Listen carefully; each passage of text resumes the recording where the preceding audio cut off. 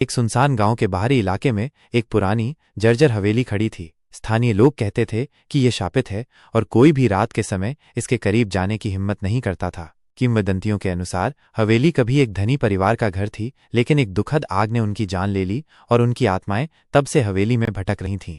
एक रात 3 दोस्त राहुल, सीमा और विक्रम, भूत प्रेत की कहानियों के शौकीन, ने हवेली की यात्रा करने का फैसला। स्थानीय लोगों की चेतावनियों के बावजूद वे रहस्य को उजागर करने के लिए दृढ़ थे। जैसे ही उन्होंने हवेली के जीर्ण शीर्ण द्वार में एक ठंडी हवा ने उनका स्वागत किया और उनके रोंगटे खड़े हो गए। अंदर का वातावरण भयानक रूप से शांत था, केवल उनके कद और हवा की हल्की सी सरसराहट ही सुनाई दे रही थी।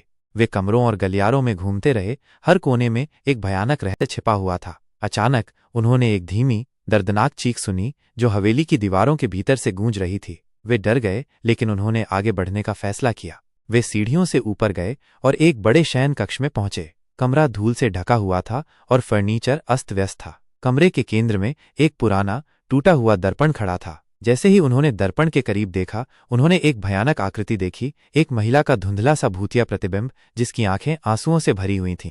घबराए हुए वे कमरे से भागे, लेकिन उन्होंने महसूस किया कि हवेली के दरवाजे अपने आप बंद हो गए थे। वे फंस गए थे। उन्होंने मदद के लिए पुकारने की कोशिश की, लेकिन उनकी आवाजें हवा में खो गईं।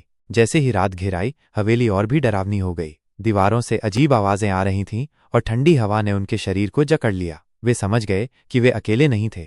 अचानक उन्होंने एक धीमी दर्दनाक चीख सुनी जो पहले से कहीं अधिक तेज थी। उन्होंने देखा कि महिला का भूतिया प्रतिबिंब कमरे के बाहर गलियारे में तैर रहा है। वह उनकी ओर आ रही थी। डर के मारे वे एक साथ चिपक गए और उन्होंने अपनी आंखें बंद कर लीं। उन्होंने महसूस किया कि ठंडी हवा उनके चारों ओर घूम रही है और उन्होंने एक फुसफुसाहट सुनी, तुम यहाँ क्यों आए हो? उन्होंने अपनी आंखें खोलीं और देखा कि महिला का भूतिया प्रतिबिंब उनके ठीक सामने खड़ा था। उसकी आंखें गुस्से से जल रही थीं।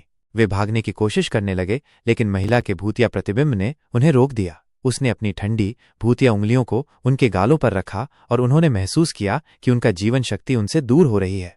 वे बेहोश हो गए और जब वे जागे तो वे हवेली के बाहर थे। सूरज उग रहा था और हवेली एक भयानक सपने की तरह लग रही थी। वे कभी भी हवेली में वापस नहीं गए और उन्होंने कभी भी किसी को भी वहां जाने के लिए नहीं कहा। उन्होंने महसूस किया कि कुछ रहस्य ऐसे होते हैं